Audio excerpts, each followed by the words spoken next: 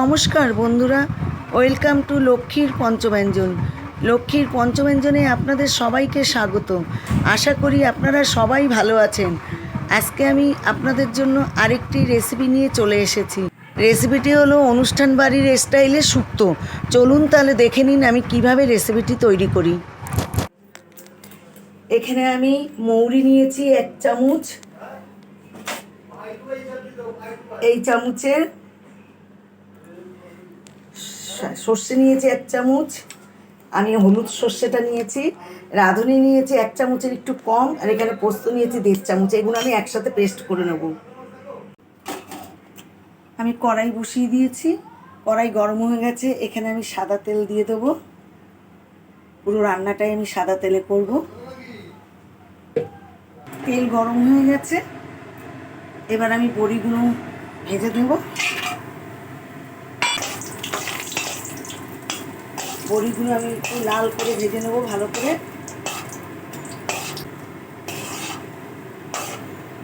বড়িগুলো যদি লাল না হয় তাহলে ভেঙে যাবে। শুক্তোর মধ্যে একটু গোটা গোটা বড়ি থাকলে ভালো লাগে দেখতে। খুব আলতো হাতে নাড়তে হচ্ছে, না হলে ভেঙে যাবে বড়িগুলো। বড়ি ভাজা হয়ে গেছে, এবার আমি তুলে নেব। এবার এই তেলে আমি আলুগুলো ভেজে নেব। আবার টুকুনি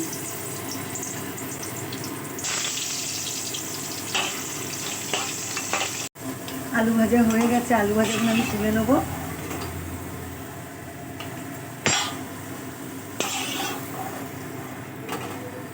সেগুলো ভেজে নেব।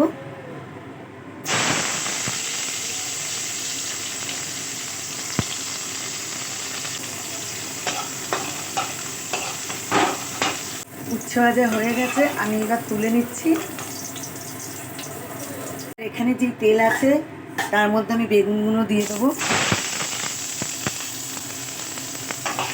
বেগুনগুলো ভেজে নেব, তুলে নেব। সব তেল বেগুনের গায়ে চলে গেছে। এবার কড়াইতে আমি আবার তেল দিয়ে দেবো।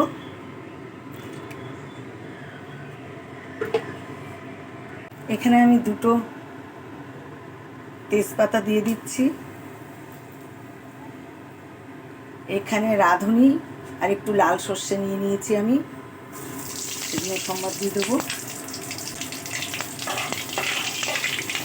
শুক্তোতে রাঁধুনি না সম্বাদ দিলে আর রাঁধুনি বাটা না দিলে শুক্তোর টেস্ট খুব সুন্দর একটা গন্ধ বেরিয়েছে। এবার আমি পেঁপেগুলো দিয়ে দেবো, কাঁচকলা দেবো, ডাঁটা দিয়ে দেবো, রাঙা আলু দিয়ে দিলাম। ঝিঙে আমি পরে দেবো। এবার এগুলো খুব ভালো করে আমি ভেজে নেব।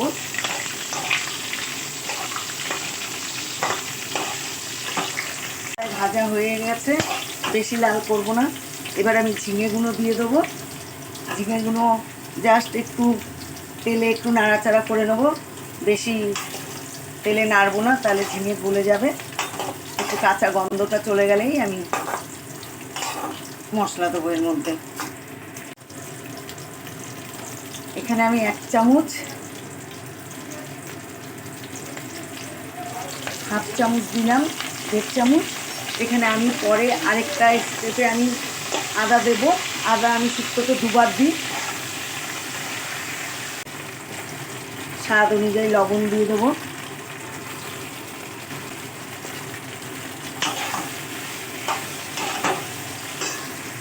দিয়ে দেবো আলু যেগুলো ভেজে রেখেছিলাম দিয়ে দেবো। উচ্ছে আমি পরে দেবো।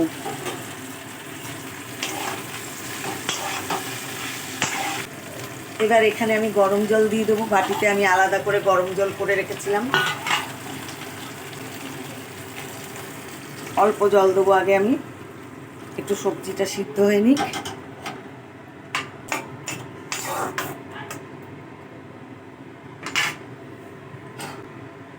এবার ঢেকে দিলাম। ঢাকনাটা আমি খুলে নিলাম, একটু নেড়ে দেবো আমি।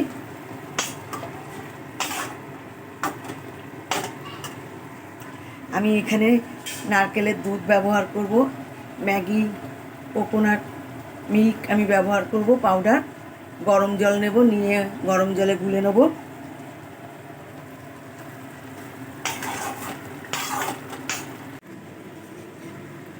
এবার এখানে আমি গরম জল দিয়ে দিচ্ছি। আমি দুধ গরম জল দিয়ে গুলে নিচ্ছি। এখানে আমরা নারকেল ভেঙে, নারকেল পুড়িয়ে, নারকেলের দুধ আমরা বের করতেই পারি গরম জল করে, কিন্তু সেটার একটা খাটনি, সবসময় হয়ে ওঠে না। আর নারকেলের এই গুঁড়ো দুধ কেনা থাকলে ঝটপট রান্নাও হয়ে যায়। দেখুন দুধটা আমি কত গাঢ় করে নিয়েছি।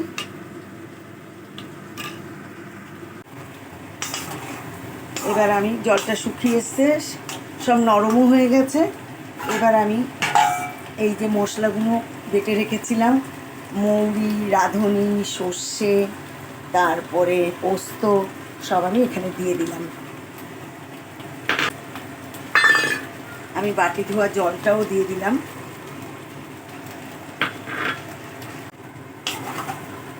সব মশলাগুলো আমি দিয়ে দিলাম। কি সুন্দর গন্ধ বেরিয়েছে।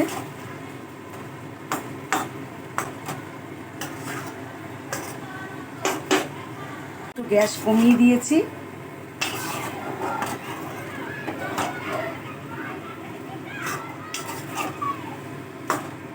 এবার আমি গরম জল দিয়ে দেবো। গ্যাস বাড়িয়ে দিলে কড়াইয়ের নিচে লেগে যাচ্ছে, যেহেতু পোস্ত আছে। আরেকবার আমি এখন একটু আদা দেবো, তাতে গন্ধটা খুব সুন্দর আসবে। 1 চামচ দিলাম, দুবার দিলাম আমি আদা এই শুক্তোতে।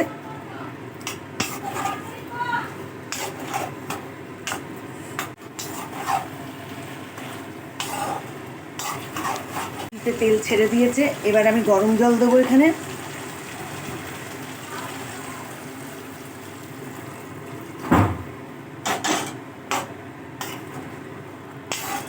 এবার আমি ভালো করে নেড়ে চেড়ে দেবো, দিয়ে একটু ঢেকে রাখবো।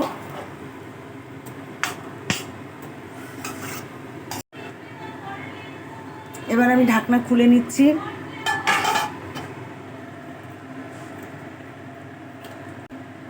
আর একটু লবণ দিতে লাগবে, আমি দিয়ে দিচ্ছি লবণ। আমি এবার নারকেলের দুধটা দিয়ে দিচ্ছি।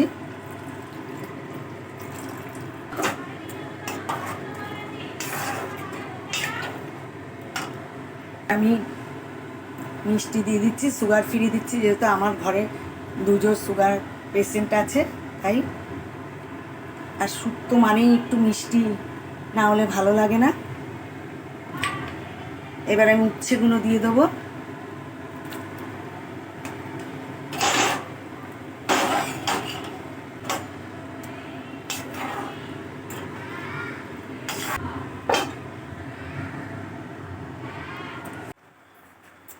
এবার আমি বড়িগুলো দিয়ে দিচ্ছি।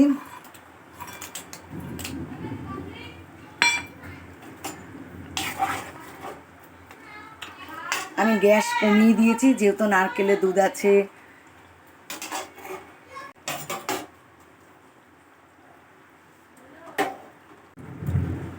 এবার শেষে আমি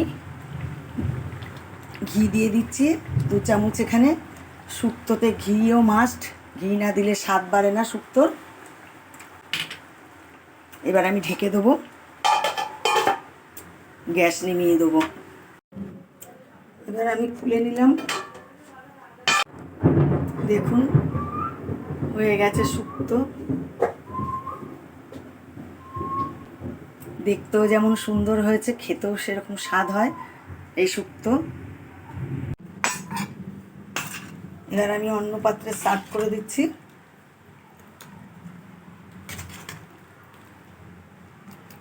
ভিডিওটি প্রথম থেকে শেষ পর্যন্ত দেখার জন্য আপনাদের ধন্যবাদ। আপনারা বাড়িতে এইভাবে ট্রাই করবেন। ভিডিওটি ভালো লাগলে লাইক, কমেন্ট, শেয়ার করে দেবেন। আর আমার চ্যানেলে যদি কোনো নতুন অতিথি হয়ে থাকেন, তাহলে চ্যানেলটি অবশ্যই সাবস্ক্রাইব করার অনুরোধ রইল। আপনারা ভালো থাকবেন, সুস্থ থাকবেন। আবার কোনো নতুন ভিডিও নিয়ে আপনাদের সামনে চলে আসব। নমস্কার।